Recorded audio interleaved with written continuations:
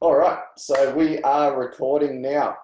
Sounds Okay, good. so yeah, for everyone that doesn't know me and they're watching this in the replay version, my name's Brody and I'm the owner and trainer out at Outperform Fitness, and I also am the creator and yeah, the one that does everything in the Defence Force Fitness Forum. So yeah, the reason I put on this live is to sort of give some first-hand experience for like a recruit experience. So yeah, Jess has obviously just gone through it, and she's had a few. She's gone through a few different ways, a few different things that people not always see and definitely don't hear about. So she's gone through the fit prep. She's gone through like getting injured and back squatting as well. So yeah, a lot of that would be pretty good info for people to hear about. And it's also, so if anyone joins on live, yeah, definitely we'll be trying to answer some questions. You know, if you're watching this in replay, make sure you post up some questions if you've got them, and we'll get around to, I'll tag Jess in the post and we'll get around to answering it if we can. Okay, so yeah, the way it's going to work is pretty much just going to have a chat with Jess, and I've got a few questions of my own to try to go over stuff.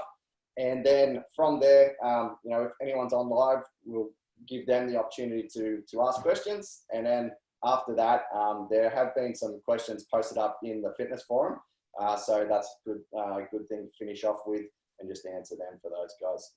All Sounds right. good. So yeah, Jess, firstly, just a bit of an intro on yourself. So, you know, where you're from, how long it took you to go through the enlistment process, and what made you choose to go through fit prep as well. Yeah, so I am from Perth. Both my parents are ex-military, which sparked that interest. And I started my enlistment process, I think it was about July last year, and had to wait about a month anyway, because I needed to get some scans and stuff done. And then I, from there, was offered a position on one of the fit prep courses last year, but I was unable to go on that. And then took the first fit prep course was panelled for the first fit prep course of this year. And that was mostly just so that I could get myself to that 7.5 on the BEEP test and develop that like that mental game in doing the BEEP test. Yeah. It's definitely it's like a struggle for a lot of people, definitely. But you've probably found once you're there, you know, it becomes nothing. Exactly. Yeah. How are you going with your 2.4 run and all that type of stuff? Is that going on? That is like passing the BFA now is so easy. Yeah.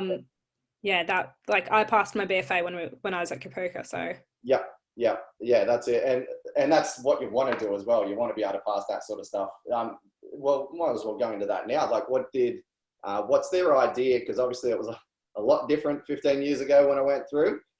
What's their take? I have heard different things from instructors from IETs and stuff, but what's their take on you passing the BFA before you march out of Kapooka? I mean, the take on it for them is that they would like us to pass it at Kapooka. However, I think there's often a lot of the males don't pass it. Just in terms of the push-ups, that's generally where that most people fail, is on the push-up aspect. I was pretty lucky in terms of like I had been doing the program with yourself and had started building up the you know, the push-ups as it was, and it just took a bit of tweaking while I was at Kapooka to get my push-ups, and once I got my push-ups, it was good, and that was easy to smash. For the guys, they definitely struggled getting up, what is it, like 45 or something. It's a lot.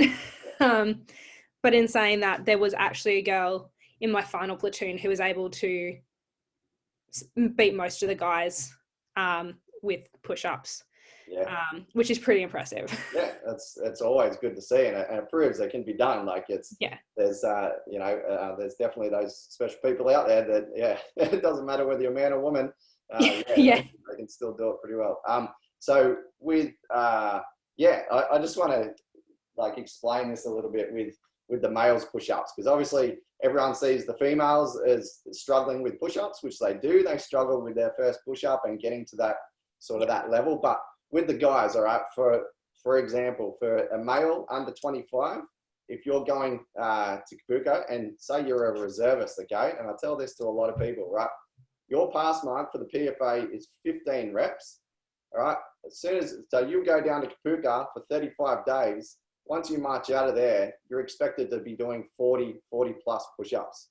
Yep. But to bridge that gap within 35 days, and when you're a reserve, you don't get that much PT. It's all no. And it's a pretty hard thing to do. So yeah, big thing. Prepare yourself, and don't expect that minimum to be where you need to be, because that. And as you probably found, Jess, like it is the minimum. Like and now you're saying it's nothing to pass anymore. So yeah. And I mean, for that, you know, we obviously were there at the height of COVID, and had a lot of restrictions. Yeah, so we weren't able to do any organized PT with the PTIs for 7 weeks. Yeah. We were strongly encouraged to be doing, you know, a bit of checking for dust. And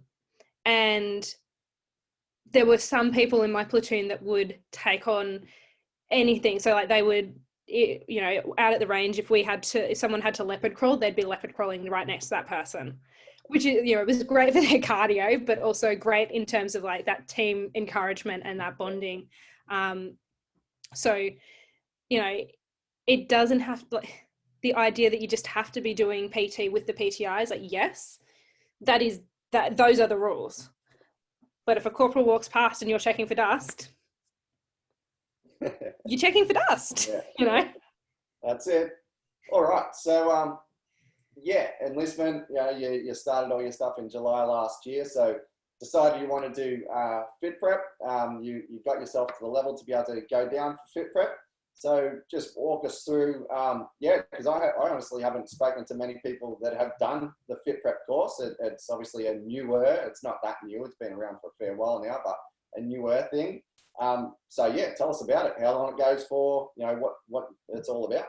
Yeah, so the fit prep course the requirements for that is 3 push-ups, 5.5 on the beep test, and I think it's 20 sit-ups. And it goes for 7 weeks. From there, this was new this year, from the end of the 7 weeks, you do everything that you would normally do in your first 2 weeks, so on your red tabs, and then you go straight into week 3 of platoon. It has now opened up to the guys. I'm not sure what the guys' requirements are for that. So that was, I think it was the fit prep program that started after us. So the one right after us, they were the first to have guys on their course. It's 2 PT sessions a day, 5 days a week. And that's a mixture of cardio, be it running, swimming, or endurance, which would be like either on the bikes or on the rowers. Yeah. And strength and conditioning, and then core and prehab. And then on the Friday, we'd do 2 hours of yoga in the afternoon. And that would be our week. And that's interspersed with, you know, basic navigation, learning the radios, all of those sorts of things that you do anyway during your first couple of weeks. It's just spread out over longer, which is kind of good in a way. Like, you know, you get better with drill. You definitely have a bit of an advantage over people in that regard. And you also get a bit more hands-on time with the radios. So that's pretty cool. Yeah, that's obviously a good thing that, they're spreading all that. It's not just going down there and getting fit. You're actually learning the military skills as well. So just to get it right, so you're pretty much doing the first part of the course, but at a slower rate than what you normally do. To give more time for PT and all that type of stuff. Yeah. Yeah, right. So you join in, like, does your course, so your fit prep course, do you continue on with that course, or do you go and jump in on someone else's? So we go in, and so for us, we were APCP 51, and we jumped in with Alpha 1 and 2 platoon. So they split up the girls that passed. Yeah. And half of us went in, it wasn't even half, I think it was 9 of us went into 1 platoon, and then everyone else went into 2. Yep. And that's generally how I think they're trying to work it now, is that it's like half and half of whoever passes. So for some of the girls, because I think there was like 18 or 19 of us passed, they put the bigger amount of girls into the stag platoon so that there was then females. Yeah, okay. Yeah. So pass rate, what sort of thing we're looking at with that? 50-50, more than that? Ours, I think, had a pretty good pass rate. We started off with 35, and of the people that didn't ROR, I think it was about half of us passed. And then from there, if you don't pass that, you get back squatted into another APCP, and you have 3 attempts. Right. That's a long time to be a Kapooka. It is. It definitely is. Yeah. All right. Oh, sweet. So, your thoughts for yourself, obviously, was it worth it for you? Or would you have rather get yourself up to a level prior to that? So it's a bit of a double-edged sword, and it's good in the sense that, yes, I passed my PFA. Not so much in terms of it's an extended period of time at Kapooka, which of course heightens your chance of injury. Yeah. Hindsight is always 2020, and I think looking back now, I probably would have been better off getting myself up to that fitness level and just pushing myself that little bit harder. But it has been really beneficial in terms of you do a lot of mindset training, a lot of resilience training. You get to do adventure training week, which is pretty awesome. You get introduced to the adventure training leaders very early on in your career, as opposed to when you get to your unit. So you get to do some pretty cool stuff with that. Like we got to go to Wee Jasper and go caving down there. Awesome. The next few courses, unfortunately, didn't get to do that because of COVID. I did hear that one course, one of the newer courses, got to go to, I don't know if it was Wee Jasper, but it was around that area, and they did a lot of kayaking. Yes. So that's pretty good. It's stuff that might not be exposed to. So. Well, honestly, not even units, it's not everywhere either. They do like to do it a yearly sort of thing, or 6 monthly, whatever they want to run. But yeah, it all depends on whether the unit's got an adventure trainer leader, or someone that can actually do it. And not all of them have done it. Not all of them have got it. It's not that common, really. At the bigger units and stuff, that they got them because they got more people that are able to get involved. But the smaller units and that, it's pretty rare to have that sort of stuff. So, awesome. And that's really good. First couple of months in the army, and you get to go off and do the best thing that there is in the army, pretty much. Yeah, and you get to get field pay. It's great. Yeah, field pay while you do it. Yeah, the instructors get that too. Yeah. Yeah.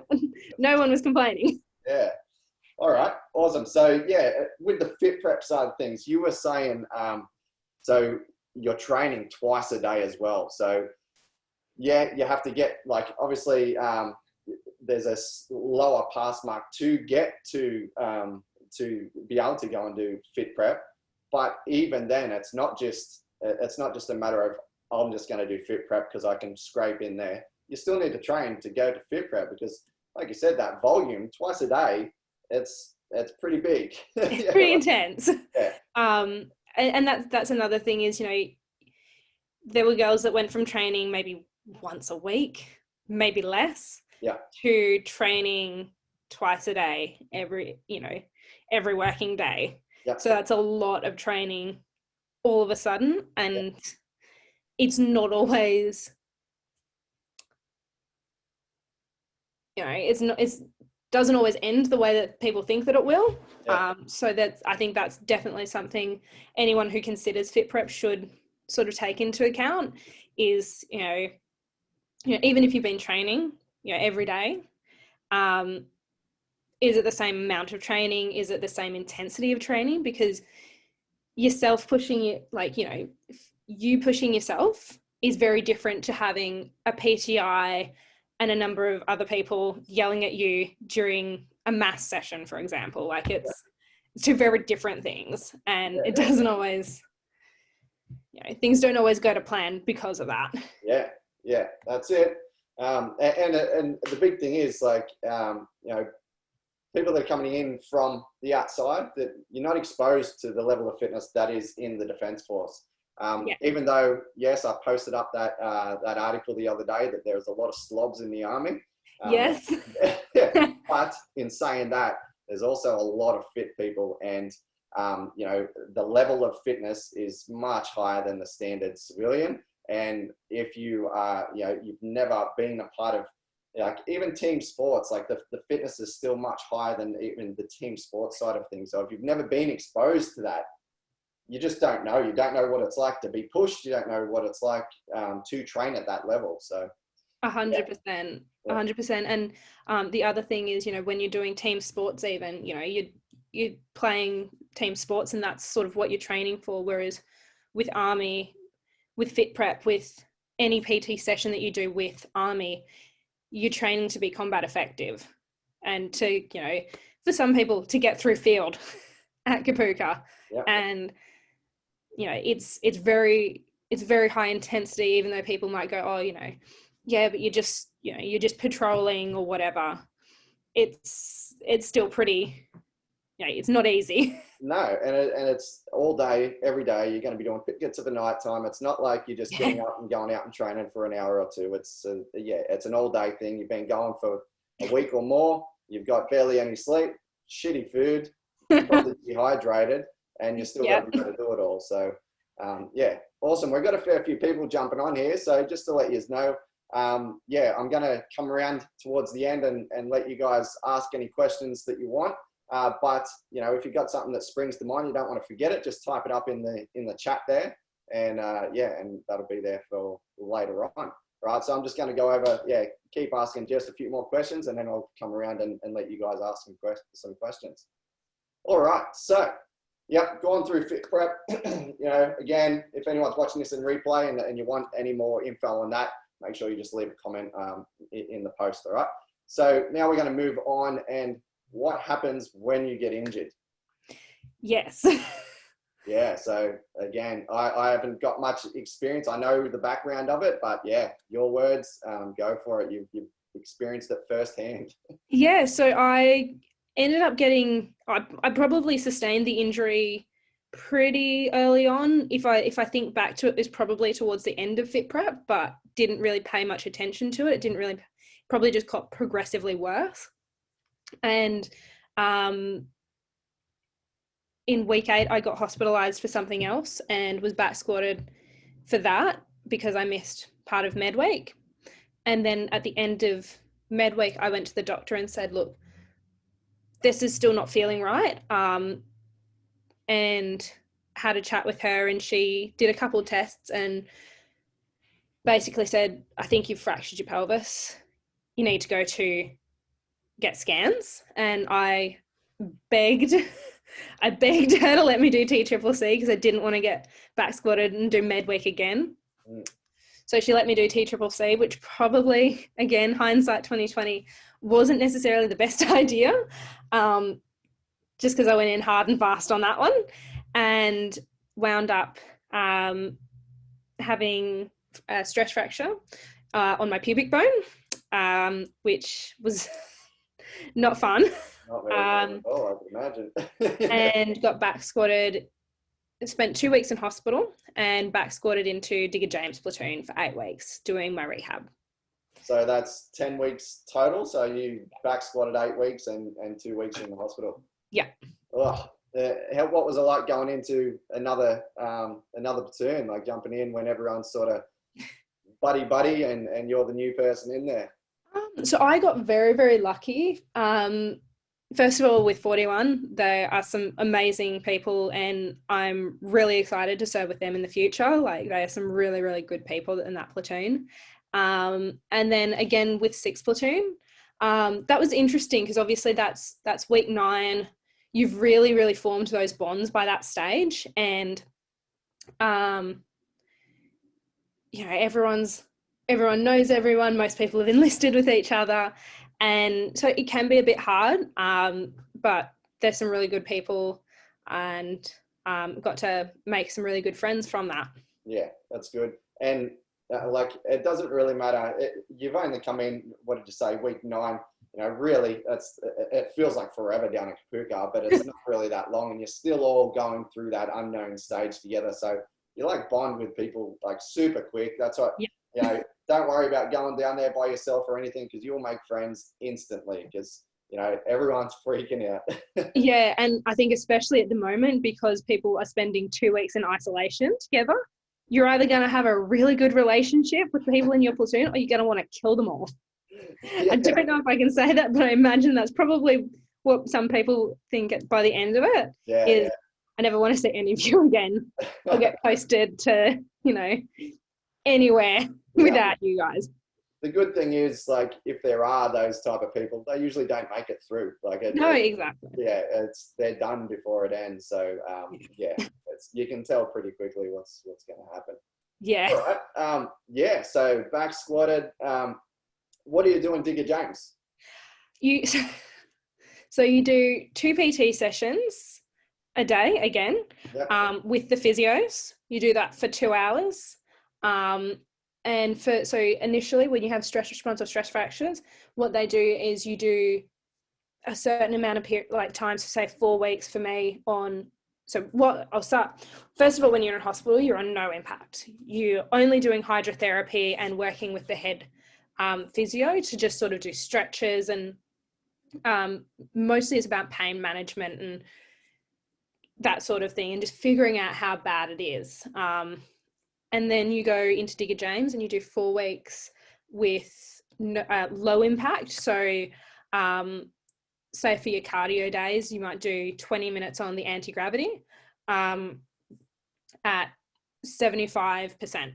And then you start to work up, you go on to impact you spend whatever you've spent on no impact, you spend on impact. So you start off with maybe 5 lots of 2-minute shuffles or jogs on the treadmill, and then you build up from there into doing up to level 6 on the beep test, up to level 7 on the beep test, and then starting to go for some longer runs, practicing for, depending on where you are in training, practicing for your BFA, practicing for your PESA, that sort of training. So good progression. Like, they've obviously done it for a while, so they know what they're doing. Yeah, definitely. What about like mill skill side of things? You're still doing that while you're at Digger James? You are. So the really good thing about the physios at Kapooka is that one of the guys that runs the gym and the rehab side of things is ex-military. So he has a lot of focus on things like, he wants to get people out when they get into impact, doing patrol order marches, doing pack marches, building that foundation. And we might do, depending on a variety of things, you might go out once a week and do a lesson with a corporal that needs to be tested on weapons. So you relearn maybe top up drills, those sorts of things with the weapons, so you're still getting hands-on experience with a weapon. That's good. And they try, we have a couple hours on a Thursday with the Padre, so you spend your afternoon like that.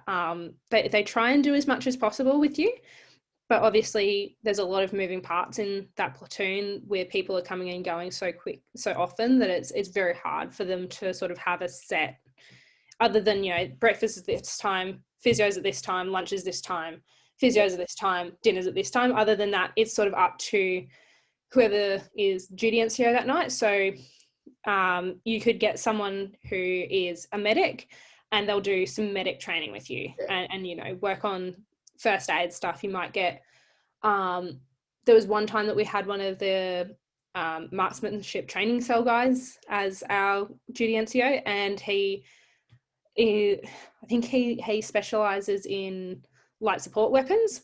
Yeah. So he was teaching us about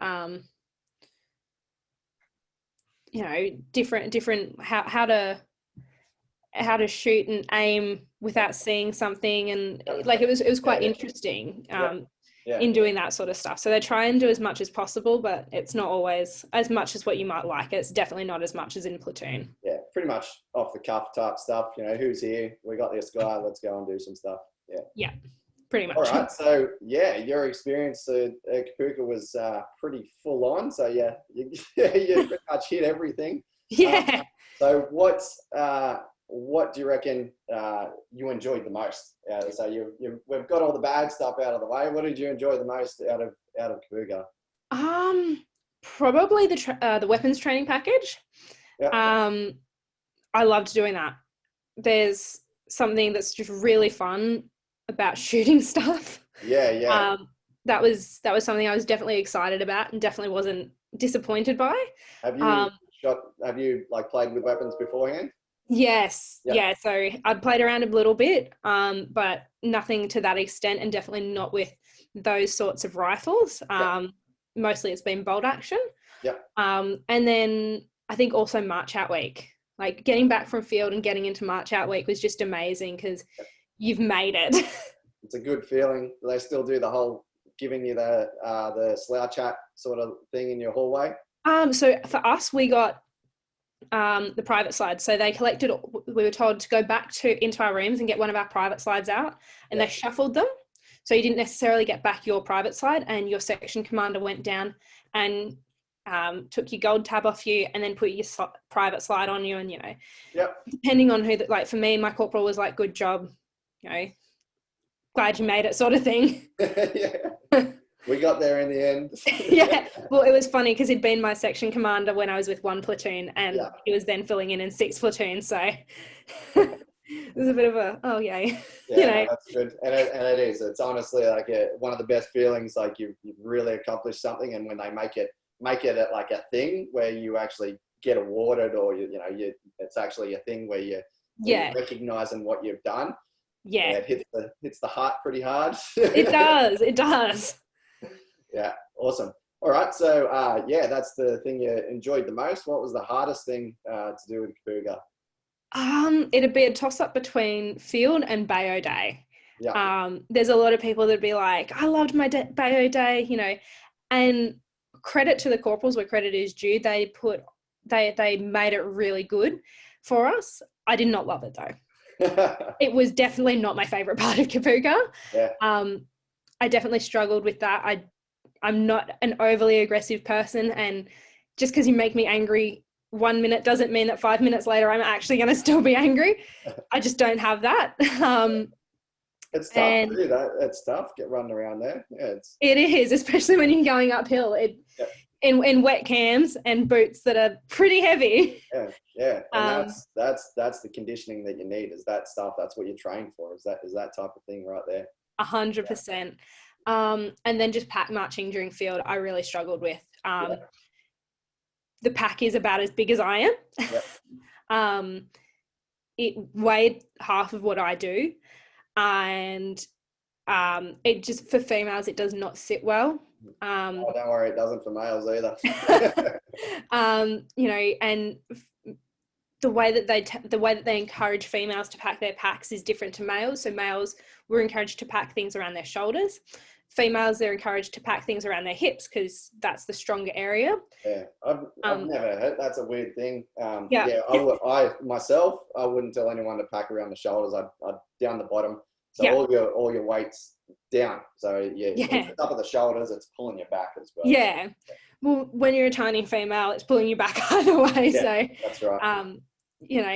It's definitely not fun, and it's not great when you've got a large section of guys that are mostly going infantry who, they just want to, pedal to the metal, just go for it, and you're just sort of, wait up, running behind. Yeah, and there's the marching in a form body, and then someone's a little bit quick and has to catch up, and then it's just a domino, and the last person's running. Yeah, I was pretty lucky that the corporal did not put me at the back. I was in the middle.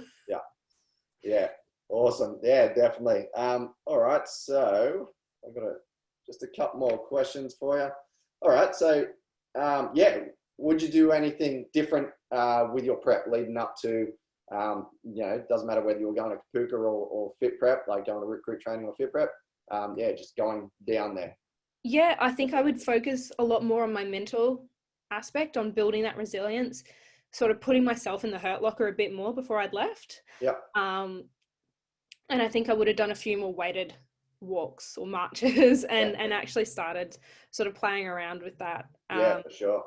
To build that up. Yeah, definitely. And yeah, because again, it's one of those things that people haven't been exposed to and they don't know, like, they don't know what sort of impact it has on your body when you are actually marching around with this big freaking awkward thing on your back. You're getting blisters. You just, it's just all hell. But yeah, you definitely need a condition to it leading up to it. It's one of those things, and it's one of the when like back when I was going through, it was one of the causes of those hip fractures because people weren't conditioned to it, and you got that load on the single leg. And I've done a whole live on the like needing the strength in the single leg because of your walking with your pack marches. Like you are loaded up sometimes. Yeah. Yeah.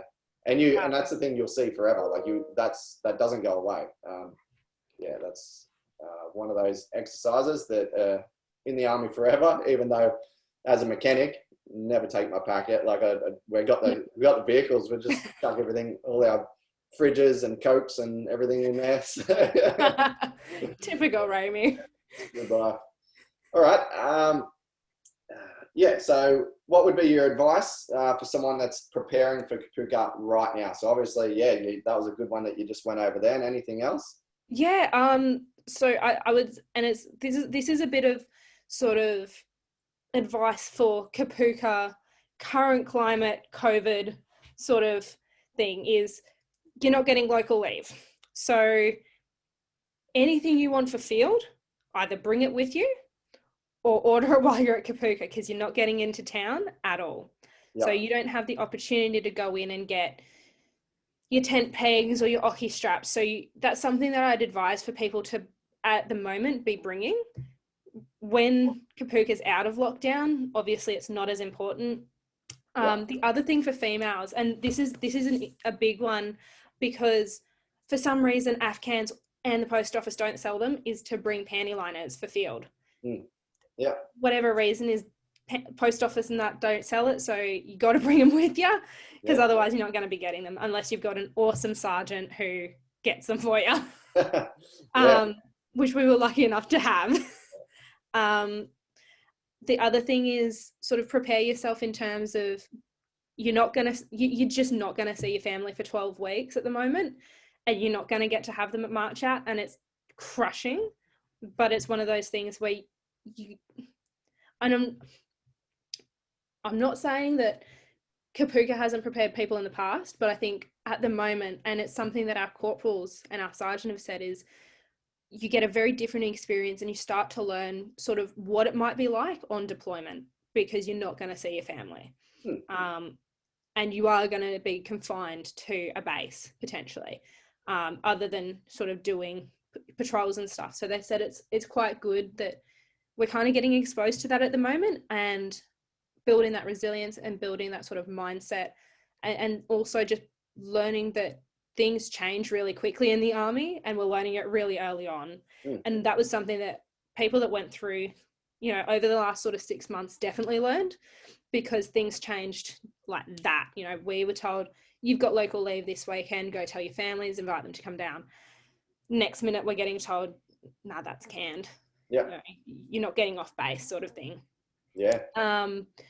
I'd say probably bring wet wipes as well, and just sort of have a stock of things that you might want, be it shampoo, conditioner, that sort of thing.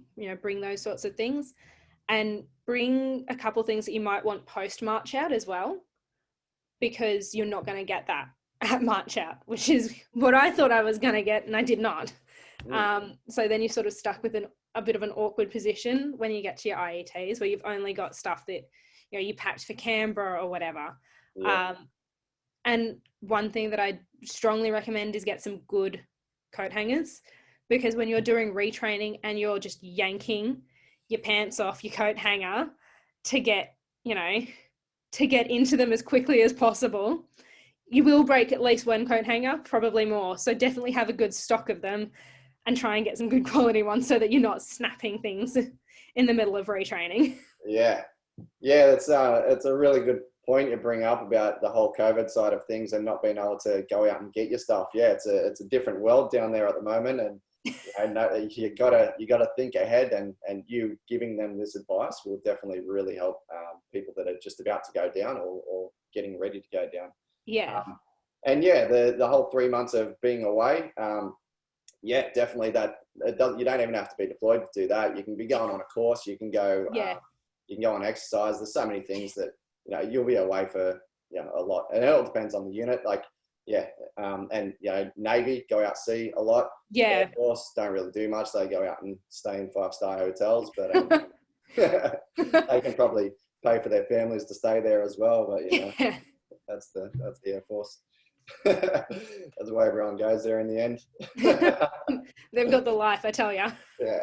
All right. So, yeah, we've got a couple on here.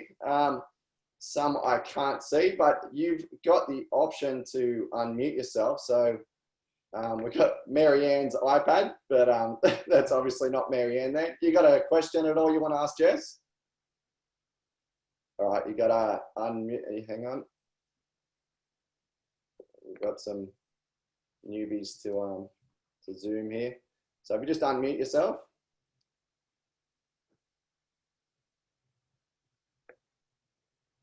Nope. No, we can't hear you.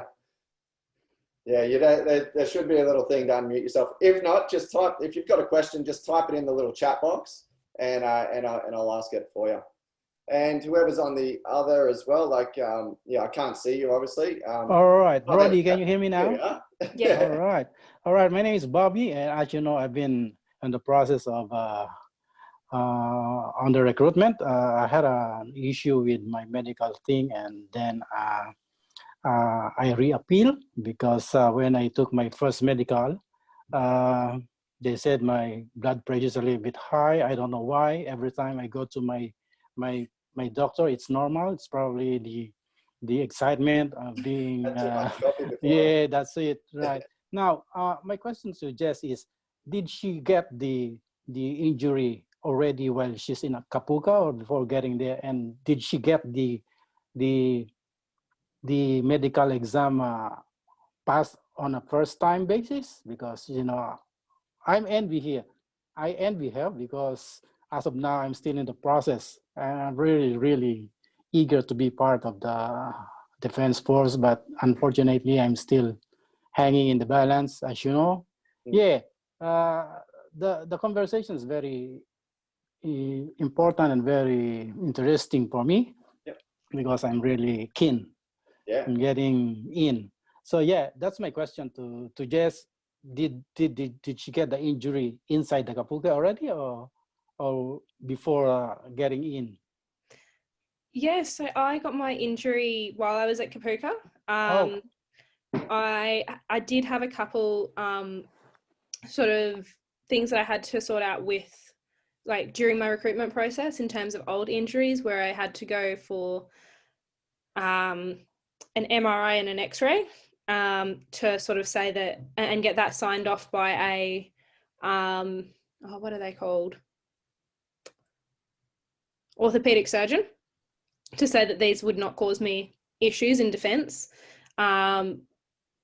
So I had that experience in terms of, like, my medical definitely wasn't an easy process. I also had to get tested in terms of asthma to find out whether or not I still had asthma and whether it was going to present a problem while I was going through recruit training. So I totally get, medical side of recruitment can be very long and drawn out. And it is kind of, unfortunately, one of those things where the way that I just sort of got through that was I kept on top of my enlistment coordinator, tried to find out as much as I could in terms of what was going on with my process, probably to the point that Perth DFR wanted to block my number. I'm not going to lie. It's something that I found with the Army is if you want something, you just got to keep on top of them and sort of annoy them until something happens. And that's even once you get out of, while you're in Kapooka and once you get out into your IETs, is keep on top of it and don't let them sort of walk all over you. Because like you said, it's probably, the excitement with, it is an exciting sort of thing to, and you do wind up sort of like what really worked up. I remember that with going in for my medical and my U session. So yeah. All right. Yeah. Thank you for that. Push, just keep hitting them up. And like you said, Jess, it doesn't matter IETs. Like once you get in the Army, it's just if you want something done, you got to keep hammering it. The last message I received from them is saying that the maximum waiting time is like 8 weeks because of the COVID situation at the moment. Yeah. But definitely it's more than 8 weeks now, and it's a waiting game. Yeah, I need to push again. Start chasing it. Yeah. 100% start chasing him. Yeah. Thanks, Brody. No worries. Thank you for that. All right. Thanks, Jess. Scott, you got any questions for us at all? You can unmute yourself there. I know you know how to use Zoom. It's probably not even on here. No. All right. Yeah, Scott, if you can hear me. No questions. Yeah, there we go. He's at work. All good. All right. So I'll just put you back on mute there. All right. So I'm just going to have a look, Jess, through some of the questions that they posted up in the group and see if we haven't answered answered any of them. So, all right. First one is from Tim Rands. He's asking, anything you wish you were told before going to Kapooka that may have made it more enjoyable or helped prepare yourself? So you've gone over a fair bit of this, but yeah. So. Yeah, so much. One of my corporals was when I was with Fit Prep was a catering corps corporal, and our first conversation involved him. Actually, his first words to me were, "Are you an idiot?" For going catering corps. So that kind of sort of freaked me out a little bit because it was like, oh, what have I gotten into? What have DFR told me? And the thing is, and I don't know how to put this, but you will find that with what you're getting told at recruiting, it doesn't always necessarily line up with what you'll find when you actually meet people who are in those job roles at Kapooka. Yeah. They got to make it sound good. Yeah. They're trying to get people to join. So yeah. For example, something we were doing in holding platoon the other day was moving some cars around, and we were just sort of joking, this is not what you see on the ads on TV. This is my army, or challenge yourself. You don't see people pushing cars around. It doesn't look cool. And generally they couldn't show it. Don't worry. That's Army life. You'll find so many times you're sitting there going, why am I doing this? Yeah. But the good thing is, like, with the like job side of things that you're talking about, if you do get in and you find out you don't enjoy the job, you can transfer. Like, you can transfer between jobs. It doesn't matter. You're in the defense. It's really hard to, it's really easy to transfer across. So that doesn't really matter. Definitely. Yeah, some good advice to people that are researching jobs would be try to find someone that's actually in that job. Yeah. And like 100%. Heaps of people in those, like the ADF Recruit Forum, the ADF, what's the other one? The applicants one. Like jump in there, find someone, or even in my group, in the Defence Force Fitness Forum, chuck something up and ask, does anyone want to chat that's, in Ramey or a mechanic or anything? And even if there's not someone in the group, they'll probably know someone who's in that job role and is able to give them, hook them up. Yeah. At least give you a little bit of advice of what it's actually like as well. Yeah, because I know, like when we went through a little while ago, there was none of this, and now you have got all this, at your fingertips. You can easily access someone that's already in there and have a chat to them about it. So you might as well make the most of it and actually use it. Like, honestly, I went in blind. I had no idea what I was doing. I was thinking, oh, I'm going to be a weapon. I'm going to the army. That's all I thought. And like obviously you do pick up your fitness and everything as well. But again, the job is completely different to what is portrayed on the outside. It's definitely expect that. Definitely. Yeah. Awesome. All right. So wrapping that one up, it's pretty much your advice is like chat to someone Chat to someone. Yeah, sure. All right. So next one is from Rory. You've covered this one. So items not on the checklist. So you're going about all that COVID stuff and the coat hangers, baby wipes. What were the other ones? Tent pegs, hockey straps. There was another one that I can't remember now. It probably depends on the platoon, but I would think, it depends on the platoon whether or not it will get confiscated, but bring deep heat of some sort. Just because there are going to be days where you're just really sore or it's freezing. So if you're from a warmer climate, it is hard on your joints. You don't even realize it. So sometimes you just need something to like just warm those joints up, and you just chuck on some deep heat before before Reveille, get up a little bit earlier, and definitely get a watch. Always buy a watch before you actually get to Kapooka. That's my advice, and I'm not sure if you'd agree, but G-Shocks are probably the way to go, because even when you get into Wagga, like when you get your leave, they will stitch you up in Wagga. They're pretty much they're funded by the army, I reckon. Oh, 100%. I've got one. Actually, you brought up a good thing with watches, and I get this question all the time. Like in regards to GPS watches, because it's a lot different now with people with smart watches and all that type of stuff. What were their rulings behind what type of watch you can have down there? So the majority of platoons you can have a digital watch in terms of, digital display. You can have your Apple Watch, your Garmin, whatever it is. You can't use it though. So you can have it with you, but you're not going to see it for 3 months because it is potentially hooked up to your phone. And that is a contact. That's a way of people getting in contact with you that they don't want you to have. So they just cut it off. Yeah. And also you get people using it during nav, they found. So. And and the tracking side of things, they wouldn't want that happening as well. No. So. So definitely get yourself a $150, $200 G-Shock watch and claim it on tax.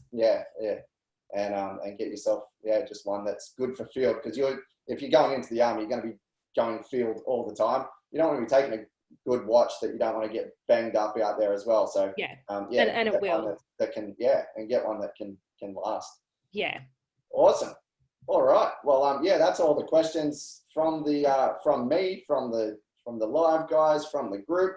All right. What's the next thing for you? So you're in. So actually, we haven't gone over. You're in holding platoon right now. Yes. What is that? So holding platoon is what happens when you are waiting for your course to start, either because you've blown out your IETs or you've just got an extended period of time, be it because you're on a rare course, I suppose, where it doesn't run that often. So sometimes tanks only run 6 monthly, or prevent med, I think, is only once a year. So depending on what job role you go, you could potentially be in a holding platoon of some sort for up to 12 months. Mm-hmm. And I know people that have just gotten out of holding platoon who are in there for 14, and that's not for rehab, that's just for waiting for a course. Yeah. So I'm in holding platoon because obviously with my injury, I blew out my IET date. So I was supposed to start my IETs in July and I was still at Kapooka in rehab. So I'm now waiting for my IETs to start in September. later on this month, and that is, for me, is catering course. So that's down at HMAS Cerberus. So if you're in holding for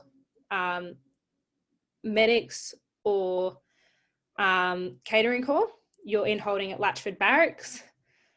I think Ramey and Kiwis logistics are over at South Bandiana for holding still. And then depending on, you know, transport, armoured, all of those guys, they do their holding at Pucker, and grunts obviously do their holding up at Singo. So you can be in holding platoon also for injury. But mostly you sit around, you do purse admin, military skills, all sorts of fun stuff. And it's a bit of a random day. Sometimes for us, if COVID wasn't happening, we'd be going up to Kapooka and playing enemy party for people at field. Yep. That sort of stuff. Yeah, enemy, you'll probably, like, depending on the length that you're there, you can sometimes get courses as well, like driver's courses and things like that, straight up.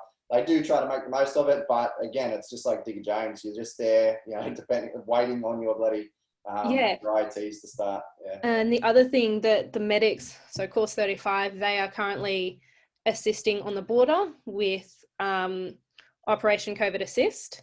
So obviously they haven't really done enough medic training to be down in Melbourne, but they're in holding platoon waiting for their course so they can assist on the border. And I think there's a few other people that are doing the same, which is kind of, you know, you're getting a deployment before you've even started your AATs, which is pretty cool. Yeah, it's good. And yeah, you're in the army, so I'll use you. Yeah, if you need to be used, I'll use you. Yeah. All right, so what's next for you? Off to IATs? Off to IATs. Starting my IATs, that's 19 weeks, and then 2 weeks back up here doing my field phase, and then hoping for a posting next year up to Townsville. Awesome. So have they, so how long did you say your IATs are? 19 weeks, plus the 2 weeks field. Yeah. 21 weeks. Will they get you to put in your posting preferences beforehand or while you're on the IATs? I think it's while I'm at IATs. Yeah. Mine were a little bit different. Mine, like when I went through, it was lockstep. So it's either like in between, like around about 12 months, all depending. You can get through a lot quicker, or some people are a little bit over as well, but around about 12 months for a mechanic, if you're not pre-qualified, that is.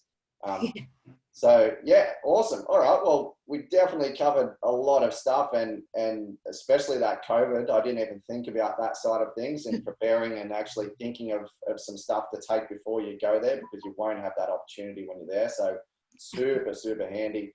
And it's really good to get some insight in the actual fit prep course. And I had no idea it's opening up to males as well. Yep. So yeah, that'll be interesting as well. Fit prep. Also covered, injury as well. What happens with injury, Digger James, all that type of stuff. And you're in holding platoon, so you've hit it all. Yeah, I know. Yeah. All right, so that's about it. Has anyone on here got any other questions that they want to go over before we finish up? Nothing popped up? No. All right, sweet. Well, thanks heaps, Jess. She's taken time out of her day to jump on, and this is a pretty daunting thing, doing a live chat as well. I know what it's like. She's taken time out of her day and put herself out there so you guys can get all of this information. So make sure, if you watch this, leave a comment and say thanks to Jess for doing this for you, and take the info on. So it's all good watching this and not actually taking action, but watch this, make some actions out of it, and actually do them before you go. Otherwise, you'll get down to Kapooka and go, shit, I should have done what Jess told me. So yeah, awesome. Thanks again, Jess. I'll be speaking to you another time. Yeah, definitely. All right. Thanks, guys. See ya.